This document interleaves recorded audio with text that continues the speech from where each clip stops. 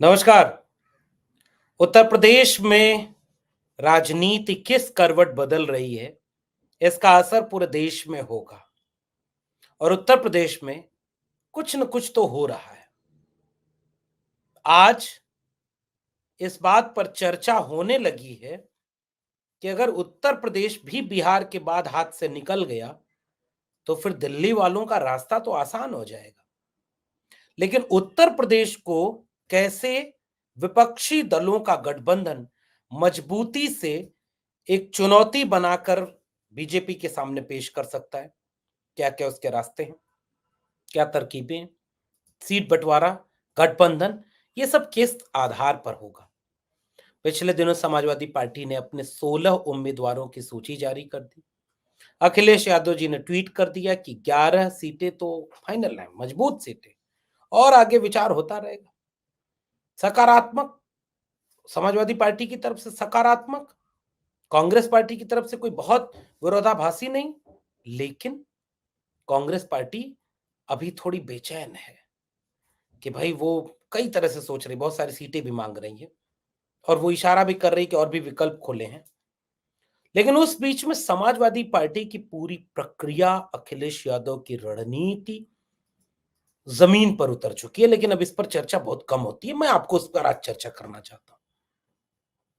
Samajwadi party के party office में पिछले दिनों जितनी बैठकें हुई, जितने आनुषांगिक संगठनों की बैठकें हुई, जितने भी प्रकार की रणनीतियां बनी, जितने भी कार्यक्रम हुए, इस पर चर्चा ही नहीं होती। ठीक है, चर्चा नहीं होगी। चर्चा हर तरह की चीजों पर एक जैसी नहीं होती, चीजें बदलती रहती हैं, वो बदलाव दिखता है। तो पार्टी काम करती है, हर पार्टी काम करती है। आप कहेंगे कि बसपा काम नहीं कर रही है, तो बसपा भी अपनी जोनल बैठक वो लोग होते हैं जो कोऑर्डिनेटर्स और तमाम लोग वो काम कर रहे हैं, कांग्रेस काम कर रही है, बीजेपी तो सबसे ज्यादा कर ही रही है। लेकिन उसमें समाजवादी पार्टी की सक्रियता, वो नेता भी ट्वीट करके नहीं बोलते कि पीडीए समाजवादी पखवाड़ा मनाया जा रहा है। इसके पहले बूथ लेवल पर काम हो रहा था, बूथ मजबूत करने पर, वोटर लिस्ट से किसका नाम काटा गया है उसको कैसे जोड़ा जाएगा, जनता के मुद्दों पर जनता के बीच कैसे खड़ा हुआ जाएगा। और ये जो समाजवादी पखवाड़ा मनाया जा रहा है, पूरे प्रदेश के गांव में, गांव की सामान्य बस्तियों में दरी बिछाकर, बोरा बिछाकर, रणनीति के साथ पीडीए की बात एनडीए को हराने के लिए समाजवादी पखवाड़े के साथ मनाई जा रही है और जनता के बीच में वो काम कर रहे हैं। और आज विधानसभा में एक पहला दिन था, ज्वाइंट सेशन, सब लोग एक साथ एक जगह एक विधानसभा के 2 करोड़ में बैठे थे और भारी प्रदर्शन, लाल गमछे, लाल टोपी के साथ। विपक्ष की जो सबसे बड़ी जिम्मेदारी है, लोकतंत्र तब मजबूत होता है जब विपक्ष मजबूत होता है। सत्ता पक्ष तो मजबूती पाकर सत्ता तक बैठ ही गया और वो मजबूती से लड़ेगा, अपना काम करेगा। विपक्ष जितना मजबूत रहेगा, लोकतंत्र उतना मजबूत रहेगा। ये बात आज के सत्ताधारी नहीं समझते। विपक्ष मुक्त भारत चाहते हैं। इनको ईडी भेजकर गिरफ्तार कर लो। शिबू सोरेन का बेटा हेमंत सोरेन है, बड़ा परेशान कर रहा है, इसको ईडी भेजकर गिरफ्तार कर लो।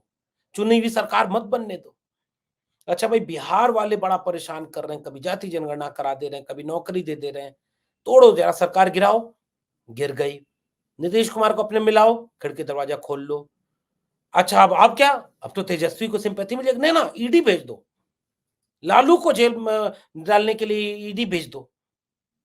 अच्छा, चंडीगढ़, चंडीगढ़ में बड़ा गड़बड़ है भाई, कांग्रेस और आम आदमी पार्टी मिलकर 20 वोट है, बीजेपी के पास 12 वोट है।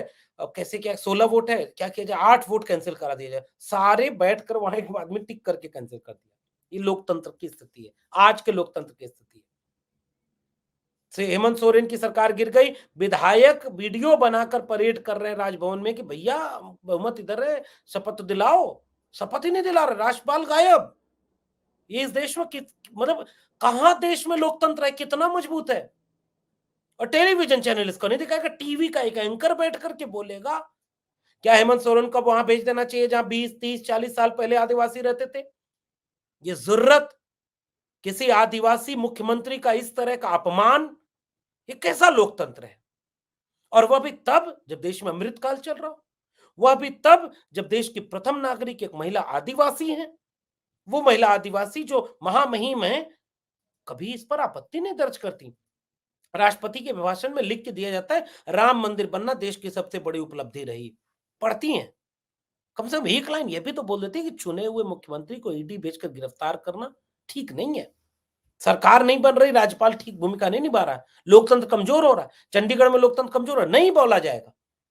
तो वह मीडिया अपमान करने के लिए विपक्षी दलों को तो दिखाएगी, अखिलेश यादव को अपमान करते हुए बहुत सारे चैनल पर कार्यक्रम बनाएगी। लेकिन आज जब उसी उत्तर प्रदेश में, जिसमें दावा किया जा रहा है कि राम राज्य आ गया, उसी उत्तर प्रदेश में उस प्रदेश का सबसे प्रमुख विपक्षी दल ललकार करके सदन में खड़ा है, ललकार करके, उस पर मीडिया खामोश रहती है।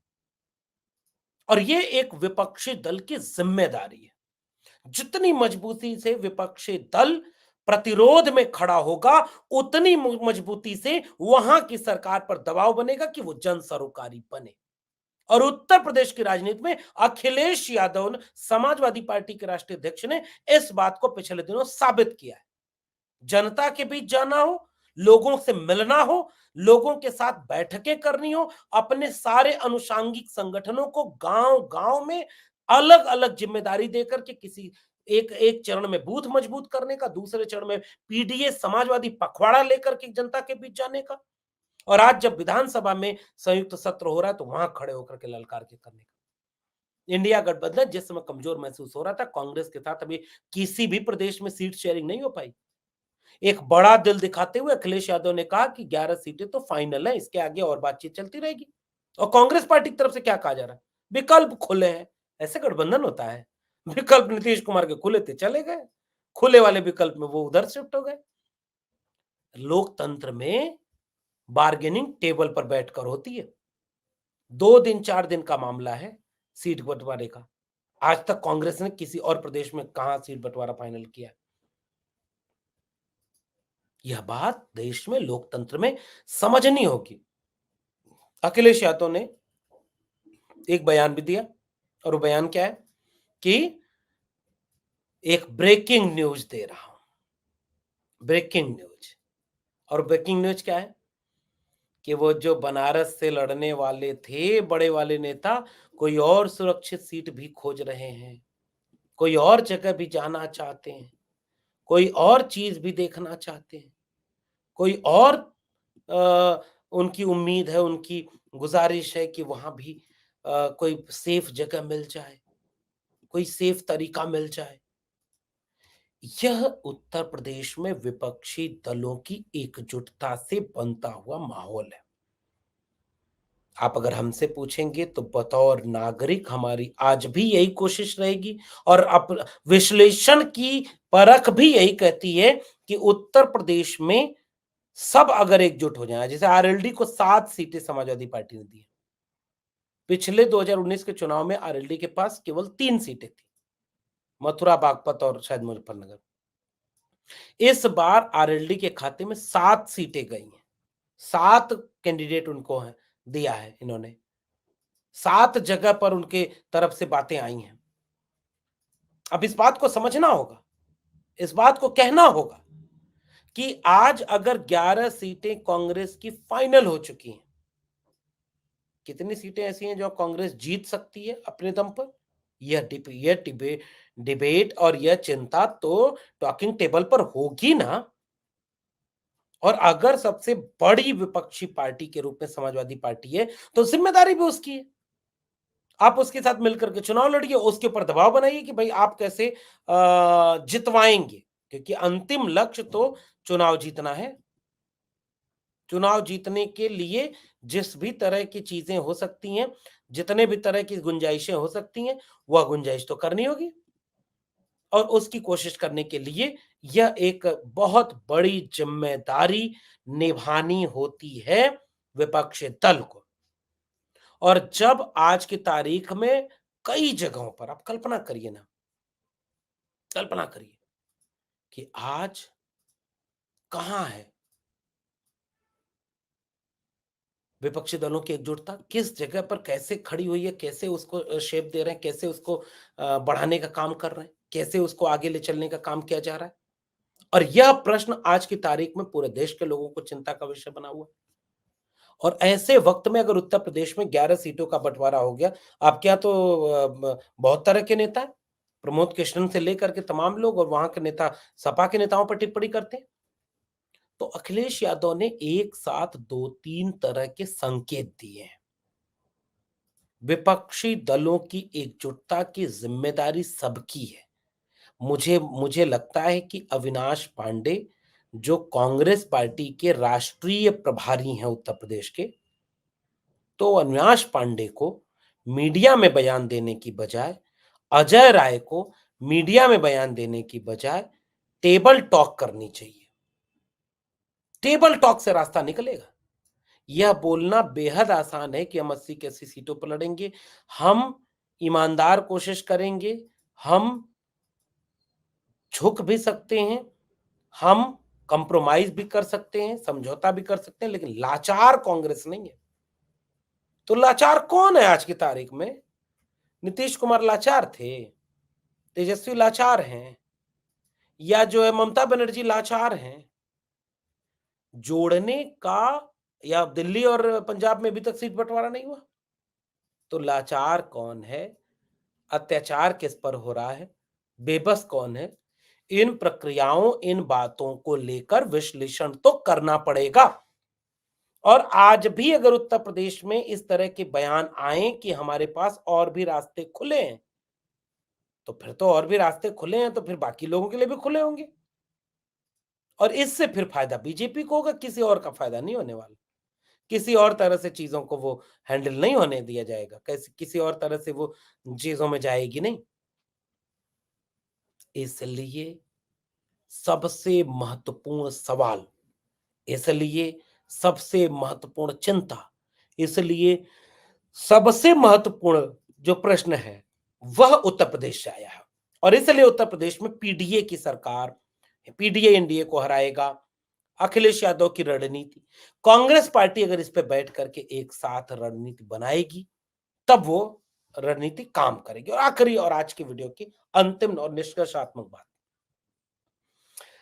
आज की तारीख में लोकतंत्र खतरे में है या नहीं है, यह जनता को भी अगर समझाना पड़े तो जनता के विवेक का स्तर यहां पहुंच गया है कि जनता को बधाई अग्रिम दे दीजिए कि आप नए भारत के लिए प्रवेश कर चुके हैं, आप नया भारत के लिए एकदम तैयार हैं। जब जनता को आज भी अगर ये समझाना पड़े, जनता को यह बात आज भी बताना पड़े कि कैसे लोकतंत्र खतरे में है, संविधान खतरे में, आपके बच्चों का भविष्य खतरे में, इसका मतलब जनता को अभी समझ में ही नहीं आ रहा। 5 किलो अनाज अगले 5 साल तक 80 करोड़ लोगों को क्यों देने को कहा गया? क्योंकि 12 लाख करोड़ रुपया एनपीए माफ किया जाएगा उद्योगपतियों का। और यह बात अगर जनता को बतानी पड़े तो जनता के विवेक पर सवाल उठेगा। ठीक वैसे ही किसी राजनीतिक दल को, चाहे वो क्षेत्रीय राजनीतिक दल हो, चाहे राष्ट्रीय राजनीतिक दल हो, अगर आज की तारीख में उन्हें, हमें और आपको यह बताना पड़ जाए कि गठबंधन क्यों जरूरी है, गठबंधन के क्या आसार हैं, गठबंधन के क्या फायदे हैं, गठबंधन न होने के क्या नुकसान है, टेबल टॉक करके समय रहते कैसे इन चीजों को डील कर लेना था। जनवरी लास्ट तक इस बार सीट बंटवारे की घोषणा हो जानी थी, फरवरी आ गया, अभी तक अगर सीट बंटवारा नहीं हुआ है तो यह किसको फायदे में पहुंचाएगा? चुनी हुई सरकार को कैसे गिराया जा सकता है? विधायकों की परेड करानी हो या विधायकों की वीडियो बनाकर के आप भेज दीजिए, फिर भी कैसे शपथ ग्रहण करने के पहले राज्यपाल गायब हो जाता है। बैठकर कैमरे के सामने वोट को इनवैलिड करके बीजेपी के प्रत्याशी को जिता दिया जाता है। वोटर लिस्ट से जिंदा लोगों को भी मौत हो गई है कह करके वोटर लिस्ट से नाम काट दिया जाता है। ईवीएम में इतने तरह के घोटाले हैं कि अब तो जनता के बीच में खुद चुनाव आयोग के ईवीएम प्रदर्शित करनी पड़ रही कि ईवीएम पर भरोसा रखिए। अगर यह सब कुछ हो रहा है और इसके बाद भी चाहे जनता को, चाहे विपक्षी दलों को यह समझाना पड़ जाए कि लोकतंत्र खत्म हो जाएगा, लोकतंत्र संविधान हाशिए पर चला जाएगा, अगर यही विवेक है, तो फिर ऐसी जनता और ऐसे राजनीतिक दल, यानी जनता और राजनीतिक दल दोनों को बधाई, क्योंकि अब आप नए भारत के लिए बिल्कुल तैयार हैं। और अगर आप वाकई समझते हैं, तो अब आपके पास विकल्प भी नहीं है कि आप प्रतिरोध करके अपने भविष्य, अपने विकल्प, अपनी संभावनाओं, बच्चों के आने वाले कल के लिए ईमानदारी और स्पष्ट दूरदर्शिता से इस बात को समझ लें कि कहां क्या करना चाहिए, कहां वोट देना है, कहां नहीं देना। और उत्तर प्रदेश में यह बात सामने आ रही है। और उत्तर प्रदेश के लोग, अगर यह बात, चाहे वो समाजवादी पार्टी हो, चाहे कांग्रेस पार्टी हो, चाहे आरएलडी हो, चाहे तमाम लोग, अब तक अगर बंटवारा फाइनल नहीं हुआ है, तो इसके पीछे की क्या रणनीति हो सकती है, इसको बताने की जरूरत नहीं। आपका क्या मानना है इस पूरी बातचीत पर, नीचे कमेंट बॉक्स में जरूर बताइएगा। और विश्लेषण करिएगा कि सुधीर चौधरी नाम के एंकर का एक चुने हुए आदिवासी मुख्यमंत्री को ये कहना कि अब कहाँ जाएंगे जहाज पर उड़कर और ये सब करके, अब तो आदिवासी हैं, जंगल में जाना पड़ेगा। वही लोग हैं जो कल अखिलेश यादव के ऊपर आरोप लगा रहे थे, टोटी से लेकर के घर धुलवाने तक का। वही अखिलेश यादव आज ब्रेकिंग न्यूज दे रहे हैं कि लगता है कि बनारस वाले कैंडिडेट की भी सीट बदल सकती है। और वही समाजवादी पार्टी पूरे सदन में एक मुश्त प्रतिरोध है और जनता के सरोकारी मुद्दे पर खड़ी है। पीडीए पखवाड़ा, पूजी पीडीए समाजवादी पखवाड़ा मनाया जा रहा है। जनता सड़क पर है, कांग्रेस भी लड़ रही है। जब सब लड़ ही रहे हैं, तो सब मिलकर क्यों नहीं लड़ रहे? इसी पर सारा खेल टिका हुआ है। आपका क्या मानना है, नीचे कमेंट बॉक्स में जरूर बताइएगा। फिर मिलेंगे, तब तक देखते रहिए 4 PM। और आप आगे इसे बढ़ा भी सकते हैं अगर आपको ये बातें सही और जरूरी लगती हैं। जागरूक नागरिक एक सजग लोकतंत्र की सबसे बुनियादी जरूरत होते हैं। बहुत बहुत धन्यवाद।